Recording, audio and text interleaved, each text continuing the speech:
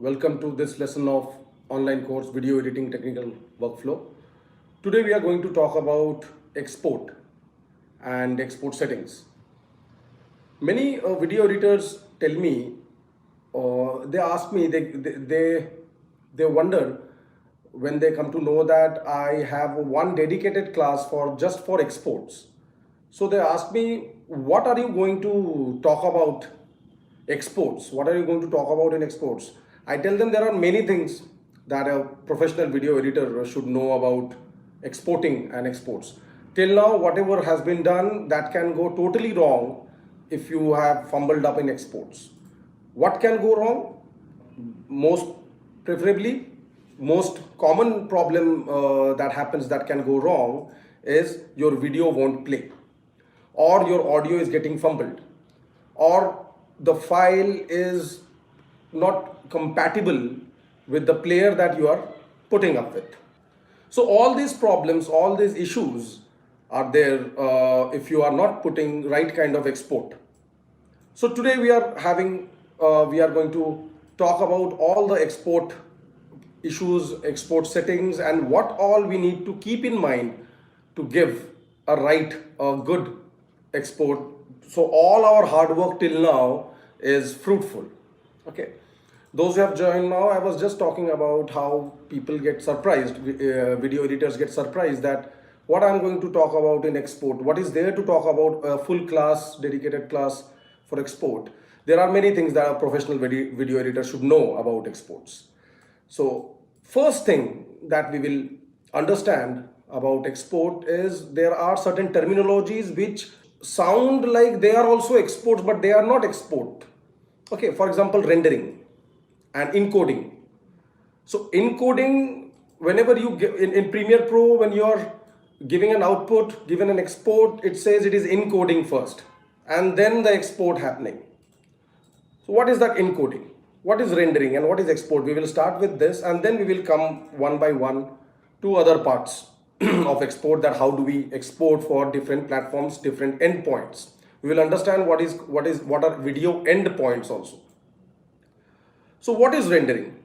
In second class, in this course, in the first week, second class, class number 2, we have seen that there are 13 steps or 13 stages of the workflow in video editing, in film editing.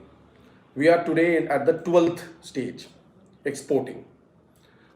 Meanwhile, we have understood what rendering is. We have seen also practically what rendering is. Rendering is presenting the file, where the file can play in a smooth playback. Right, the playback can be smooth of the file. Rendering, the software creates reference files, and whatever change you do in this file on the timeline, the render file, the reference files or the rendered files are connected with the timeline files. If you delete those render files, your timeline file will not be deleted. All the changes will be gone. If you delete the original file which you have imported into the software, if you delete that or move that from your hard drive, then you will see a media offline message, that on that clip you can't see the video, you can't hear the audio, you will see media offline message. But if you delete those render files that are stored in your system, you will not lose the footage. You can see the footage also, you can see the clip, but the changes, the color correction, the cropping, the letterboxing, whatever you have done, those things will be lost. Okay, so rendering is to present a smooth presentation of the file. Many people generally call rendering as exporting also, but there is a slight difference. It is playback. For the smooth playback, we call it rendering. Encoding is almost similar to transcoding. Encoding means we have this whole timeline of different codecs, of different file formats, which we have converted and then we have editing it on our software. The source files are coming from different places. Some are coming from mobile phones, some are coming from some other cameras. We are using different cameras. So encoding, before the export, encoding, what it does, it encodes, it changes the codecs to the one codec that you are finally giving output to. You have selected ProRes or you have selected H.264, whatever you have selected, encoding encodes the whole video into it. And exporting is when your audio is married to your video, all the things are in place. Your text are there, your visual effects, your titles, everything that we have seen in previous classes. And then you are giving an export to make it a single clip, single video file. So you're giving an export with a container and a codec. In the initial lessons, we have covered all these things. So if you select an MP4 container and an H.264 codec, or in future, you will be using mostly AV1. We have covered this also, AV1 codec or VVC, which is H.266. It depends on what you are choosing, but all the videos, all the clips, all the audio will be combined together and it will be made one clip. That is what export is. Okay. Now, export is done to the video endpoint. Now, what is this word called video endpoints? Video endpoint is a technical word given to the devices or the platforms which are the endpoint for the video. You have thought about the concept, you have shot the concept, you have edited it, it has gone through so many processes, and now it is coming to the endpoint. So video conferencing endpoints are the projectors, are the video conferencing endpoints. So what are the general endpoint, video endpoints? All this information we are giving in a PDF also that will be uploaded after this session. The first video endpoint is social media, the most important right now for you and for most of the people, social media. Now, social media, what kind of export you need to give, what kind of export, what kind of output you need your video to have if you want to play your video to social media. So endpoint, video endpoints are basically where your video is going at the end, in the end, where it is going to be played. Is it going to theaters? It is going to social media? It is going to TV? It is going to Netflix and these kind of places? So we will cover all these things. First, I am coming to social media. Social media can hold resolution, SD resolution, HD resolution, and if you have good followers and your channel is good, that this social media algorithm decides whether you are eligible or not, you can have 2K, 4K also. Mostly it's SD and HD. One thing is a common perception in many video editors that for social media we need to compress our files. We need to compress our files for social media so that it can be played smoothly and people will can play it. Heavy files might not play smoothly. It is a misconception. On the contrary, this is not advertised by these social media platforms, but on the contrary, you give highest resolution output. Highest resolution output, the full file, full master file, you upload the full file, full size file, whatever your highest resolution is, whatever your best codec is, you upload that to social media, because all these platforms, YouTube, Instagram, Facebook, LinkedIn, these video players of all these platforms will compress your files nevertheless. So if you are already compressing the file, it is going to compress again. Okay. So there is no issue that if you have a heavy file, the YouTube will play it slower. No. Or I will lose more data. No. When you upload it on YouTube compresses it processing. Whenever you have uploaded a video, you might see that it is processing.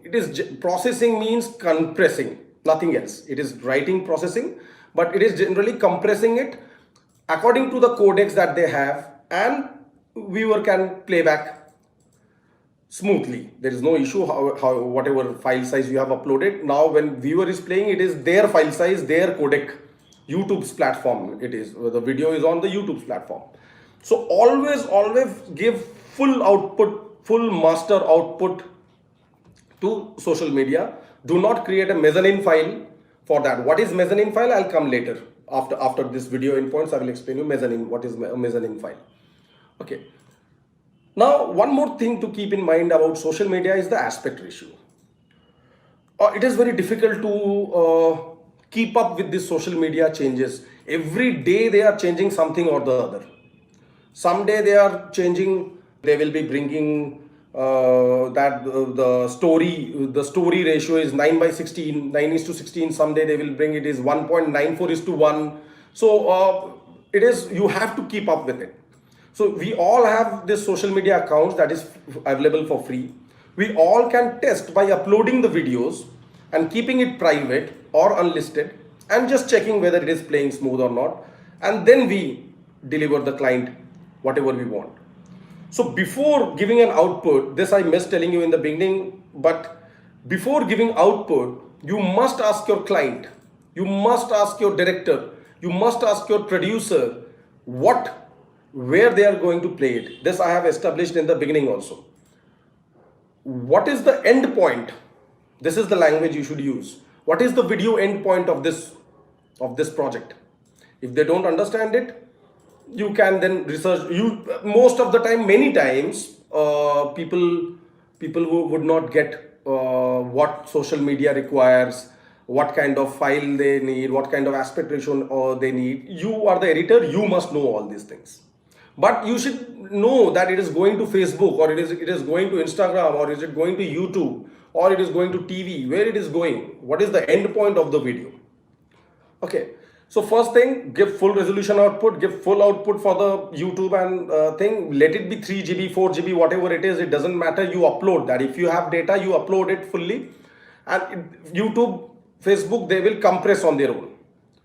And after that,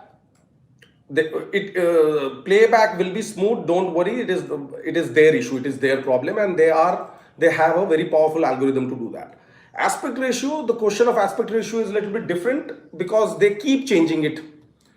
So there is no point in giving you that, okay, this is the Instagram's aspect ratio, this is Facebook's aspect ratio. Generally speaking, 16:9 is a safest aspect ratio for video to give output to. If you don't know where it is going, you give a cinematic output 16:9 format aspect ratio. That is one of the safest thing. But if you know that it is going to Instagram, then find out that today what is the aspect ratio of Instagram, and you give output, you give export according to that. Second video endpoint will be broadcast. Okay, actually it is telecast. This is again, many people do mistake. Broadcast is radio. Television is telecast. Okay, broadcast, whenever we call TV broadcast, is a wrong terminology to use. Okay, I agree that this is, I'm going I'm scrutinizing the words, but a professional, a technician must use correct words. Okay, so telecast is the right word. TV, basically TV. So one thing that you should know when you are editing for TV, suppose you are not in a job, you are not doing a job inside the TV, you have got a project which is going to play in TV, or you are working on an ad which is going to play on TV, or you have got a project or a serial for which the production house has hired you to become an editor, and this production house is going to sell it to TV or going to give it to TV. What will happen once you give the output? It will go for tech check. This tech check, if you search online, you will not get it. You will get QC, quality check. Because in Hollywood, the literature, online literature is filled with American filmmakers. Not even European filmmakers write much. Indian filmmakers, there are no Indian filmmakers who have written much about, or technicians who write much about filmmaking online. So quality check, QC they call it. In India, it is called tech check. So if you it should not be rejected in tech check. Your producer will tell you if you are making a TV program, or your director will tell you. So you make you give an output, your video is ready, you send it to the television channel. There is a dedicated team which will test the quality. There are various parameters, color, audio, different things. Like some of the things we have seen, that the color, that 0 to 100 bar, they have all this technical setups to check whether this audio is fine, this whole video file is following the legal considerations or not. If it gets rejected in tech check, you have to correct it and send it back. Television channels cannot run videos which have failed in tech check. Yes, having said that, there is some corruption also in this field. Many tech check officials behave like government officials, like they have power and they do a bit of corruption. In private channels also it happens. In government channels it happens. In private channels also it happens. I have seen it with my own eyes. I have experienced it firsthand. But now it is increasingly becoming difficult, more and more difficult to do corruption, because softwares have come and it is recorded also. And the filmmakers, the production houses are also have become more and more professional. So it is not a problem now. Now you cannot, when you guys are coming out in the industry, you cannot just bribe the official and get your video into satellite, telecasting your video. Earlier it was possible and many filmmakers have done it, I have seen. But now it is very difficult. Yes, we all know that people can manipulate the software also, and if everyone is involved in the process, then it can happen, but it is more and more difficult, and production houses are also very professional. So tech check is a process which you have to clear that process. You have to give a telecast safe, generally called broadcast safe output to the TV channel. Otherwise, it is not going to be, they are not going to accept it. Now, any format you can give ProRes, you can give H.264, all the different television channels will have different. So I was talking about television tech check, or QC, quality check. Internationally it is called quality check. The third video endpoint which you need to know is feature films. About films, what happens, what kind of output you give to films. Now films now today are into two types of the video endpoints we have. One is theatrical release and another is this OTT release. Now OTTs, I'll come first to OTTs then theatrical. OTTs, what they have done, they have their own systems now. They do not follow broadcast standards, although they are kept in the broadcast, telecast or broadcast categories. In TV category, their award seasons and everything, they are going for Emmys and everything. They are treated as television channels, Netflix and other, but they are the system. They are not following the export settings or the standards of television. They have their own and they have their reason. Because now, for example, Netflix. Let us take the case of Netflix only. Netflix provides their videos on mobile phone also. They provide on your laptop also. They provide on television also. And you have different plans, like the users have different plans. You can pay 100 rupees, 200 rupees, 800 rupees, and you can have HD, you can have non-HD. So it depends on the user. So what kind of content, what kind of quality she is going to consume. So that is why Netflix has a very general, very specified which contains the largest amount of which covers the largest amount of resolutions and codecs, both they need, and according to the plans that the user is has subscribed to, they show the user that kind of. Like I told about social media, OTTs also have prescribed a list of specifications, and they also have tech check, they also have quality check, that they will accept or not. And most of the OTTs have an in-house post-production facility also. Some of the lesser known might not have, but Amazon has, Netflix has. That doesn't mean that everything they do, all the post-production they do in-house. Many things they outsource also. Red Chilies and there are many other companies are also, they are VFX partners, and there are many render farms which have which are associated with Netflix and other OTTs also. Okay. Video formats. There are multiple video formats, containers and codecs that OTTs use, but I have told you in the 4th class of this course, in the first week, about a format called, a codec called AV1. AV1. That is going to be the normal, and they still right now they are using AV1 only. Amazon, Netflix, Google, every big OTT, every big video streamer are using AV1 because of licensing problems. Now this is an interesting thing to talk about in exports. Licensing. For example, ProRes. ProRes is a codec which Apple has, and I'll talk about more about this ProRes codecs tomorrow when during the file delivery class. But this ProRes codec, if you're editing on Apple, it is not a problem. You can just give an output without thinking about it.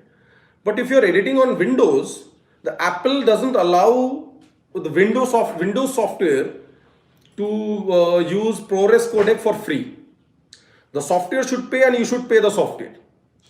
So many times it is used as illegally used, and Apple cannot do anything about it. It is used illegally, but it is not reliable.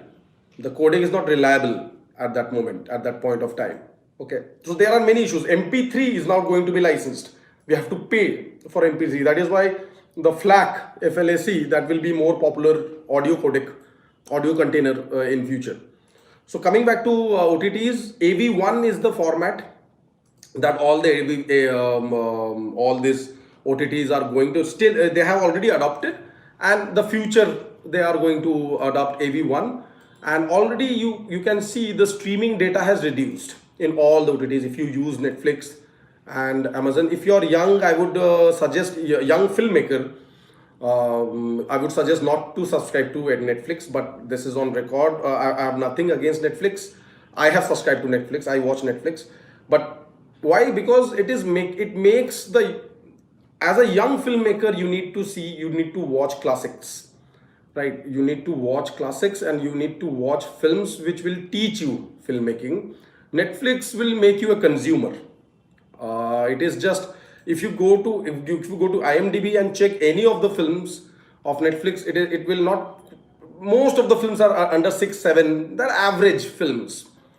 Okay, average filmmaking. But you need to see classical filmmaking. You need to see top filmmaking in order to become a good filmmaker. This is my personal opinion. Okay, you might not support it. I tell all my students, young filmmakers, let go of Netflix. Go and watch in YouTube. You will get so many classic films like this Cutting Edge we have shown you. There are many, The Good, the Bad, the Ugly, and there are many films that you must watch to gain understanding of the filmmaking, aesthetic understanding I'm talking about, also technical understanding. Having said that, let us come to the technical part, which is this course related to. So AV1 is the container to go about, and these OTT platforms have their own set of way, because they are showing different resolutions to different people, they interchange things to different people. Okay, now theatrical release, DCP, Digital Cinema Package. For OTTs I am talking about AV1, and for this feature films it is DCP, to theatrical, Digital Cinema Package, DCP. What is DCP? DCP is again a format like any other format, right? MP4, but it exports the whole film with single still images. The whole film in single still images, and one image goes up to 1 GB, 800 MB, 1200 MB, this large size of files. The cinema cameras create, when you have this 4K footage from the cinema camera, you have raw files, you have down converted it, you do offline editing, and when it goes to online editing, you give an EDL, the color correction and VFX is done, and then then final output when you are giving. So most of the people come to Blackmagic Resolve. FCP and Adobe Premiere, I think Adobe Premiere, I don't know. I think Adobe Premiere also doesn't have. FCP doesn't have this DCP output. FCP is primarily for videos. Blackmagic Resolve has this feature, export setting, where it can deliver DCP, Digital Cinema Package, DCP output. So DCP output is, technically it is nothing different than giving output of any other format, but it creates a huge file, and it is needed. There is no fixed codec. First of all, there is nothing to give. H.2 or any codec Any codec can be uploaded on any social media. I am mostly talking about resolutions for social media, right? There is no like for, you can send MP4 to TV. There is no problem. You can send MP4 to OTT also. If you have a 4K footage, you are giving an output.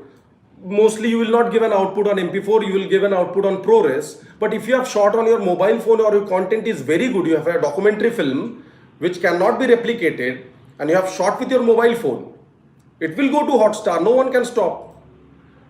Our student, one of our student have shot a film in I think Canon 750D, which is not even a full frame camera. Export can be done in any format. Exporting can be done in any format. You can upload the video on social media in any format. You can send the TV channel in any format. You can export for OTT platforms in any format. Now, for specific things, the OTT platforms will convert it in AVI, DCP, Digital Cinema Package, which gets uploaded to UFO server. In India, I'm talking about. You upload it to UFO server. It directly connects to the satellite. And the moment today, right now, I upload it 6 a.m. in the morning. I upload it into immediately at 6:30. You can have a morning show. 9 a.m. you can have a morning show. I have told you earlier also, the film Sanju and the film, this Ranbir Kapoor film Jagga Jasoos, these films were like given, the output was given at the last moment. In the first class, I have mentioned this. It was the last moment they were doing the sound and other things, and at the last moment they gave the output. If it would have been 1970s or 1980s, they would have they would have been fired. Pritam, the music director, would have been fired from the industry. But now it is not a problem because you just have to click upload like you are uploading on YouTube. You just upload on UFO server and it is distributed all over the world. Wherever you have selected from your panel, it gets distributed to Mysore, to Himachal, to Nagaland, wherever at the click of a button. So these are the four major video endpoints: social media, TV, OTTs, and theatrical. Okay. Now coming to this, that whenever he gives output, he has a problem with audio and video. Okay. And he thinks that the problem is with codecs. Not always. First thing, if you have a problem with audio and video, first thing, there are so many things that you need to check. What is your scanning? Was your video progressive scanned or interlace scanned? And what is your timeline? Number one. Number two, have you rendered it while you are exporting? Number three, is your system have enough capacity? By capacity, I mean RAM and VRAM. Go back to class number 5. Watch the video of class number 5. In detail, I've explained what kind of system is required for editing. So sometimes a lower capacity system can also result in bad audio and video quality. Even if you have a good system, are you doing some other things while the video is being exported? While the video is exported, the GPU, as I told you, the audio is married to video, the text is there, other elements are there. The GPU of your CPU is totally engaged in making this all different, taking render files, reference things, generators by the media generators, like we have seen the solids and text, these different things. So GPU and CPU is totally engaged. At that time, do not open Chrome or any other internet browser. These internet browsers take up too much of RAM. They take too much. They put Chrome puts too much of pressure on the system. Right? It seems like a very light software. It is not a light software. I'm talking about various problems that you can face. 16 GB RAM is not 16 GB RAM is not an indication that your computer is powerful. What is your processor?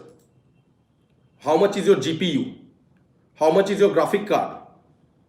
Okay, and ultimately what is the storage that you are using, right? Just the RAM, 16 GB RAM is not going to, so if you don't have the CPU, the RAM do not have gates, right? The 16 GB RAM, how many gates it has? So many people add on the RAMs, like 4 GB RAM, I add 8 GB RAM, but the gates are only 2 gates. So all the data is passing through the 2 gates only. The extra RAM is again putting extra pressure on the CPU and the GPU. Okay. Now, if all these problems are taken care of, scanning is taken care of, setup is taken care of, rendering is taken care of, we have a good system, we are not doing anything else with the computer while we are exporting. And now, when we are giving the export, we need to see that what resolution we had while we are giving the export. What for example, again, let me come back to the mobile. You have H.264 codec over here, but H.264, a compressed H.264, because the mobile memory card, I have explained, this mobile memory card will compress it. When photon hits the sensor, it automatically compresses directly over there. From here, if you are giving output in ProRes, it is like you have a small glass, you have a small container of water, and you have a big glass, and you put the water into the big glass. So the water will remain same. Just the container is big. The space of the video will be bigger, and it will spread out and it will look not proper. All these 4 or 5 things I have told, they can be the reasons of the problem. The last reason that can happen, that we are giving a mezzanine output. Now, what is a mezzanine file? This is my next topic. Mezzanine file is a file which looks same like the master file, but it is compressed. It is a compressed file. Many times we keep mezzanine files to send it to the client to see whether it is correct or not, to check, to have a tech check for ourselves whether the video is playing properly or not, all the lights that we have used or not, the effects are coming proper or not, and we keep mezzanine file as an archival also. So that can also be a problem, that you are giving a mezzanine file output from it. So all these 4 or 5 problems, and then even if you are having problems, you have to tell us specifically what problems you are facing and what your footage has to be proper in order to get a proper output. There is no way that everything you have done, all these 4 or 5 things I have done, I'm saying you have done correctly, and still the video is not coming proper. There is no way it cannot happen, right? Something or the other you are doing in these 4 or 5 things only, some problem you are facing. Next point about exports is the audio. Now this is about the video, all the things I have told about the video, and yes, video is married to the audio, and audio always go for when you go for the export in any software, whenever you go, it will ask for the video specifications, and it will ask also the audio specification. Whatever you have, wherever your film is going, whichever end point you are going to show your video, always select the highest specifications for the audio. 96,000 hertz, 96K hertz. It is yes, for 2-3 things you need to know about audio, that audio can be mono output, audio can be stereo output, audio can be 5.1 output, audio can be 7 output. What are these things? These are channels. So these are output channels basically. So when we have these speakers, when we have a single speaker, or we have 5 speakers, but only one type of sound is coming, it is called mono. One channel is coming, it is called mono. What is stereo? Stereo is 2 channels. 2 channels mean, like in double speaker, if there are 2 speakers, the channel can be mono. So both the speakers are playing the same sound. Stereo sound means both the speakers can have separate sounds. Like panning, Rahman uses too much of panning in his music. Panning means, in audio panning, like in video panning is going left to right or right to left, the camera going left to right or right to left. Here also, from this speaker to that speaker. Sometimes you have noticed panning, this is called. A car is going on your screen and the sound is coming from this speaker to that speaker. That means it has two channels. Both the speakers are behaving differently, and this whole the whole audio output is stereo output. It has created two channels. 5.1 means 6 channels. 1, 2, 3, 4, 5 and 1 at the top. Surround sound 5.1. 5 and 1 at the top at the mono 5.1. Similarly, now 7.1 has come. 8 channels. Okay. 5.1, 7.1, these are used for theatrical purposes. For general normal video that you are giving, for if you are making a short film, or you are making a video for social media, or you are doing things for corporate films, you generally go for stereo. You do not need 5.1 or 7.1 surround sound, but these are the settings that you can have. So if you want to give 5.1, so for example 5.1 is more popular than 7.1, 5.1 surround sound, you cannot have just 2-3 tracks to make it 5.1 surround sound. You need to have 16 tracks minimum. So then the 5.1, the 6 speaker, 6 channel will work properly with the 16 tracks of audio. So many times people repeat the tracks in order to gain the 5.1 settings. Having said that, the more important thing is audio files are not very heavy files. They do not create a much heavy file. So always go for the full output, full size, and it should be 96K minimum. Do not go for this 48 kilohertz. Go for the 96 kilohertz. And audio is also 50% of the film. Audio is also an important part of the film. You do not want, because we are living in this internet age, people will forgive you about your video quality, but they are not going to forgive you for the audio, right? If the audio is not proper, your production will look low production. So always go for the full bitrate and the full file size for the audio.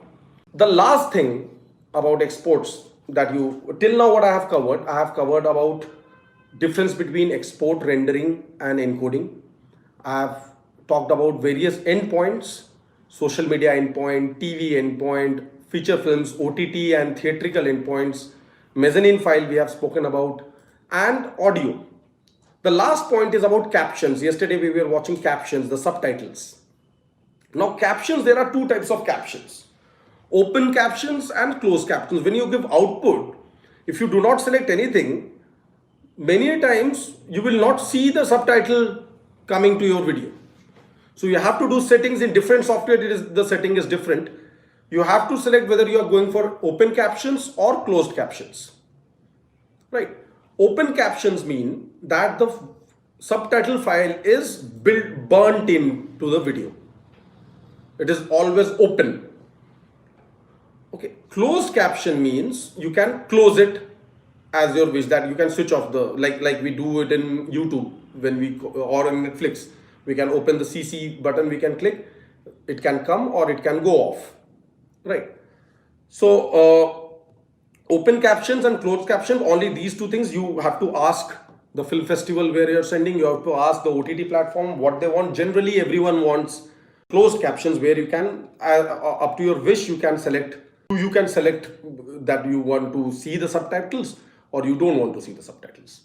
Okay, so this was about export, and tomorrow a little bit more technical. I will be talking about file delivery. I'm going to talk about chroma subsampling and chroma sampling tomorrow. It is very important. Chroma doesn't mean this chroma sampling doesn't mean about this green screen, but it relates to the color part. Chroma means color. So I will be talking a little bit about this chroma sampling, which is a part of export only, which I am not covering today. I am keeping it simple. These only points I am keeping it. And tomorrow, while first we'll talk about this chroma sampling, and then we'll be talking about various file delivery methods that we have. And that will end the week 3 about the workflow of video editing. And the next week, we are going to talk about various approaches that we take for different kinds of aesthetic formats of filmmaking. So today we spoke about, we had discussed about exporting. We have seen rendering, encoding, various endpoints, about various files. There was one question about what are the right codecs to export for various endpoints. There are no right codecs to export for various endpoints. Okay, this is the clear, simple answer. What you need to do, you need to give a full resolution output, best quality output for especially for social media, because for other places you will automatically give best quality output for TV and for films and for OTT. For social media, it is a misconception that we need to down compress our file and upload because we have less data, and YouTube, the other person, the viewer, will lose more data if we upload it. No, it is a wrong, it is a misconception.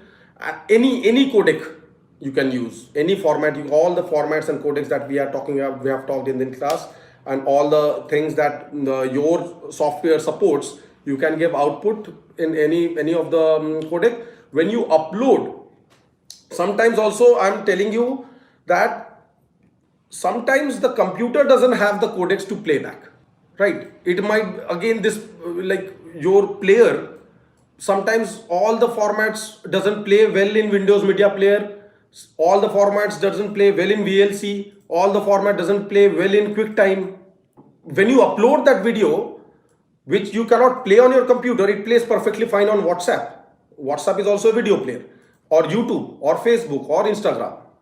There is no fixed format, and if you are facing a problem giving the output, so you need to see 4-5 things. You need to see whether your system is steady, robust enough, whether you have right kind of files also, and your setup is correct, and you are giving the right output, and you need to see the best practices that I have spoken about in this video about the export. Whatever you want to ask, this video will be uploaded on Google Classroom. You will be getting the PDF file, and tomorrow we are going to talk about file delivery. Thank you.